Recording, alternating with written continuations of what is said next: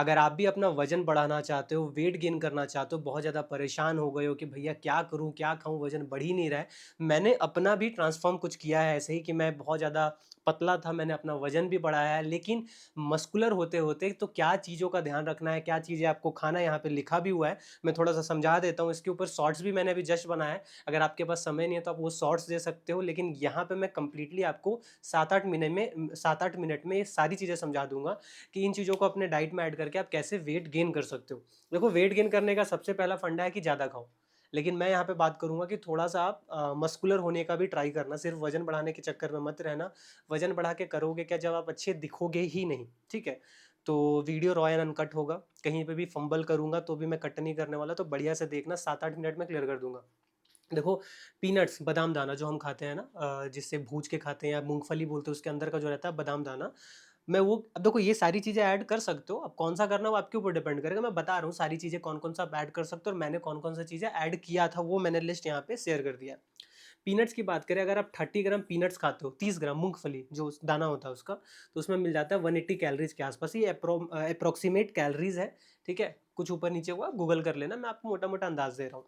30 ग्राम में 180 कैलोरीज़, बहुत अच्छा ऑप्शन है, स्नैक्स में खा लो, 15 ग्राम सुबह खा लो, 15 ग्राम शाम में खा लिया, 15 ग्राम घूमते-फिरते खा लिया, जैसा आपको ठीक लगे, ठीक है? स्टार्ट स्लो करना, 15 ग्राम की आदत लगाना, फिर 20, फिर 30, ऐसे करके एक ही बार में ज़्यादा मत खाना, नहीं तो बहुत सारे लोगों को डाइजेशन की प्रॉब्लम हो जाती है, ठीक है? सेकंडली आता है कैश्यू, जिसे हम बोलते हैं काजू, और आलमंड्स, जिसे आप बादाम दाना, बादाम गिरी बोलते हैं शायद। तो दोनों को ऑलमोस्ट सेम कैलोरीज़ है। अगर 20 ग्राम इसे खाते हो तो मिलता है 120 कैलोरीज़ के आसपास। इसे आप ओट्स वगैरह में डाल के खा लो, जैसे खाना खा लो भाई, कोई दिक्कत नहीं है। अब आता है डेट्स, अगर 4 पीस भी अगर आप खाते हो नॉर्मल साइज़ का, तो उसमें मिलता है जी 100 कैलोरीज़, क्योंकि चीनी ही तो है, डेट्स में क्या है? चीनी, शुगर, नेचुरल शुगर है। इसको ऐड करोगे अच्छा खासा कैलोरीज़ मिलेगा। आप ऐसे भी खा सकते हो, इसको शेक्स वगैरह में भी डाल के खा सकते हो, ओट्स के साथ भी डालकर खा सकते हो। कंप्लीटली आपके ऊपर डिपेंड करेगा। अब आता है जी बनाना, 1 मीडियम साइज़ का लेते हो, ठीक है? तो ऑलमोस्ट 100 ग्राम के आसपास रहेगा वो, ठीक है? तो उसमें मिल जाएगा 100 कैलोरीज़, क्लियर है? फिफ्थ जो मैंने यहाँ बताया, रोटी खाना स्टार्ट करो इंस्टीड ऑफ राइस। इसका मतलब ये नहीं कि आप राइस खाना छोड़ दो, मैं कह रहा हूँ कि राइस भी रखो अपने डाइट में, कभी रोटी खा लो सुबह या शाम, जो भी ठीक लगे। क्यों कह रहा हूँ इसे, कि 35 ग्राम जो रोटी होता है, कुक्ड रोटी, और 75 ग्राम जो कुक्ड राइस होता है, उसका ऑलमोस्ट कैलोरी सेम होता है। अब सोच के देखो, आप 35 ग्राम कोई चीज़ पेट में डाल रहे हो और कोई चीज़ 75 ग्राम पेट में डाल रहे हो, तो क्या होगा? ऑब्वियसली आप ज़्यादा खा पाओगे ना इसको। लॉजिक यही तो बोलता है। मैं रात में अगर 4 रोटी खा रहा हूँ, ठीक है? और मैं इसका 4 गुना खाता हूँ, 7 चौके 28 और 5 चौके 20, मतलब 300 ग्राम के आसपास, ठीक है? अब सोचो, 300 ग्राम कुक्ड राइस खा रहा हूँ और यहाँ पे 4 तिये 12 और 5 चौके 20, मतलब 140 ग्राम रोटी खा रहा हूँ। दोनों सेम कैलोरीज़ देगा। तो 140 ग्राम पेट में जाएगा तो भरा-भरा फ़ील होगा कि 300 ग्राम, तो 300 ग्राम। तो फैट लॉस में राइस खा लो, रोटी में आप ये खा लो। मैंने एक टाइम वीडियो बनाया भी था इसके ऊपर, थोड़ा वहाँ पे शायद गलत मैंने बता दिया था, बट समझ में आया क्यों? प्रैक्टिकल बता रहा हूँ। अभी मैं, जब मेरे को कैलोरीज़ बढ़ानी है ना, मैं अभी करंटली लीन गेनिंग में हूँ। शायद थोड़ी बहुत फिजिक दिख रही होगी। देखो, ठीक है? तो अभी करंटली मैं रोटी पे थोड़ा फ़ोकस ज़्यादा कर रहा हूँ, रात में मैं रोटी वगैरह बढ़ा रहा हूँ। तो इस तरीके से आप कर सकते हो। कैलोरीज़ मैंने बता दिया, 35 ग्राम और 75 ग्राम कुक्ड राइस है ये, ठीक है? सेम कैलोरीज़ है।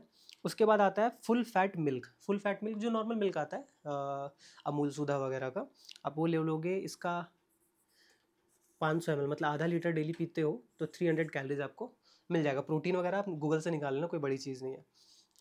अब आता है जी फुल फैट पनीर, अगर 100 ग्राम आप खाते हो जैसे अमूल वगैरह कंपनी का, तो उसमें आपको 300 कैलोरीज अप्रॉक्स मिल जाता है। ब्रांड के ऊपर है यार, कौन कितना कैलोरीज है, वो सारा चीज़ें ब्रांड के ऊपर डिपेंड करता है। मैं अंदाज़ा बता रहा हूँ आपको। चीज़ स्लाइस जैसे अमूल का मैं यूज करता था, ब्रेड में ब्रेड सैंडविच बनाता हूँ, एक पीस इसका, तो 75 कैलोरीज मिल जाता है। अब आप देखो, फॉर एन एग्जांपल, आपका मेंटेनेंस है 2000, आपको बल्किंग करना है, तो आपको सपोज 2300 खाना है, तो 300 कैलोरीज बढ़ाने के लिए आप क्या करोगे? टेंशन क्यों लेना, थोड़ा सा इसको डाल दो, थोड़ा सा इसको डाल दो, या थोड़ा सा बनाना डाल लिया, थोड़ा सा रोटी में चेंजेस, जो आपको ठीक लगे भाई। बता तो दिया आपको, बड़ा आसान है भाई, वेट बढ़ाना बहुत आसान है। अब अगर आपको साथ में मसल्स भी बनानी है, ठीक है, तो उसके लिए आपको क्या करना पड़ेगा?